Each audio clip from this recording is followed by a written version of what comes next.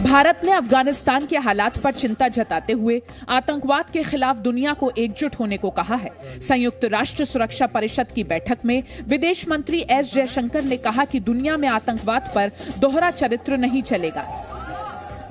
There cannot be any exception or any justification for any act of terrorism. Unfortunately, there are also some countries who seek to undermine or subvert our collective resolve to fight terrorism. That cannot be allowed to pass. विदेश मंत्री ने भारत और अफगानिस्तान में लश्कर और ISIS के बढ़ते खतरे पर ध्यान खींचा और पाकिस्तान का नाम लिए बिना कहा, कुछ देश आतंकवाद के खिलाफ लड़ाई को कमजोर कर रहे हैं। In our own immediate neighborhood, ISIL Khorasan has become more energetic and is constantly seeking to expand its footprint. This should be taken seriously. Events unfolding in Afghanistan have naturally enhanced global concerns about their implications for both regional and international security.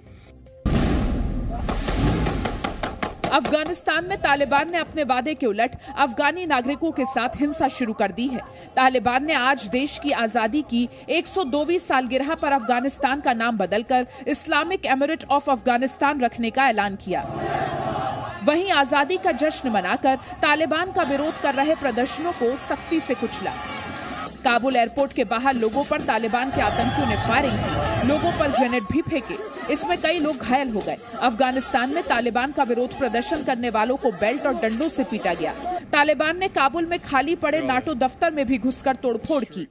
Afghanistan के कई शहरों में तालिबान विरोधी प्रदर्शनों को बंदूकों के दम पर रोका गया और अफगानिस्तानी झंडे फाड़े गए। तालिबान ने एक अम्यूजमेंट पार्क में भी आग लगा दी, जहां काबुल पर कब्जे के बाद तालिबानी आतंकियों की इलेक्ट्रिक कारों पर सवारी करते हुए तस्वीरें सामने आई थीं। काबुल एयरपोर्ट पर तनाव के बीच अफगानिस्तान में सड़क के रास्ते दूसरे देशों में शरण मांगने वालों की संख्या बढ़ती जा रही है। तालिबान विरोधी अफगान कमांडर अब्दुल रशीद दोस्तम के भी पंजशीर घाटी पहुंचने की खबर है।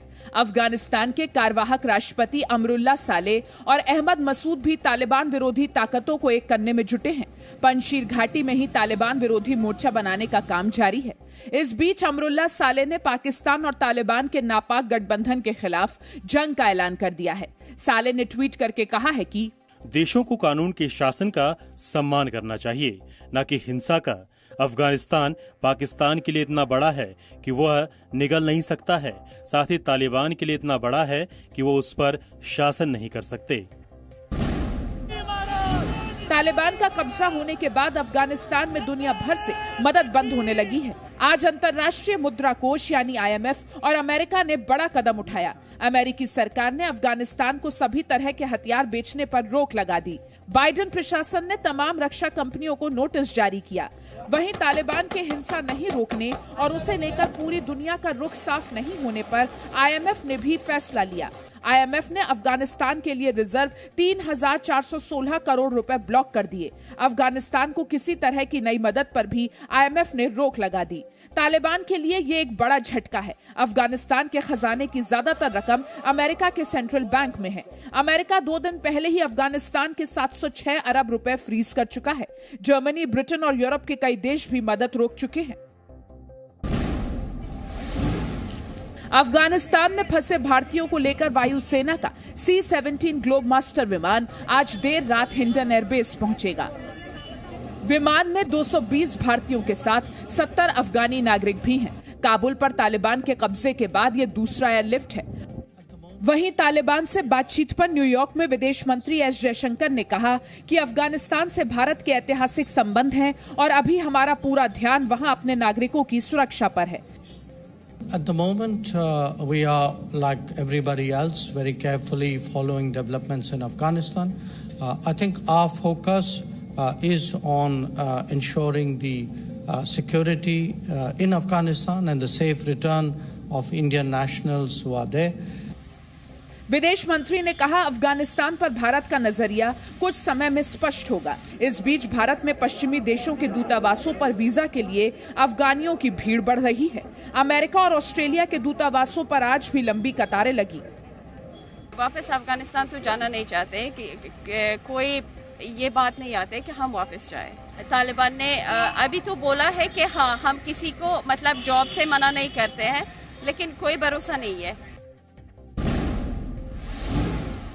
उत्तर प्रदेश के मुख्यमंत्री योगी आदित्यनाथ ने तालिबान का समर्थन करने वाले लोगों पर निशाना साधा है। यूपी विधानसभा में योगी ने कहा, ऐसे लोगों को एक्सपोज किया जाना चाहिए। क्या क्रूरता बरती जा रही है वहां पर, बच्चों के साथ क्या क्रूरता बरती जा रही है अफगानिस्तान में। लेकिन कुछ लोग बेशर्मी के साथ तालिबान का समर्थन किए जा रहे हैं, तालिबानीकरण करना चाहते हैं। तालिबान पर कल शायर मुनव्वर राना ने भी बयान दिया था और तालिबान को भारत का दोस्त बताया था। कांग्रेस ने आरोप लगाया कि योगी ऐसे बयानों में भी चुनावी फायदा ढूंढ रहे हैं। पूर्व विदेश मंत्री नटवर सिंह ने भी कहा कि भारत को तालिबान के साथ पहले ही अच्छे संबंध बनाने चाहिए थे। हमारे ऐतिहासिक अच्छे रिश्ते हैं। उम्मीद है जब हमारी नई सरकार बन जाएगी तो शायद बातचीत शुरू हो जाएगी। इससे पहले समाजवादी पार्टी सांसद शफीकुर रहमान बर्क और AIMPLB से जुड़े 2 लोगों ने भी तालिबान के समर्थन में बयान दिया था। शफीकुर रहमान पर यूपी के संभल में FIR भी दर्ज हुई है।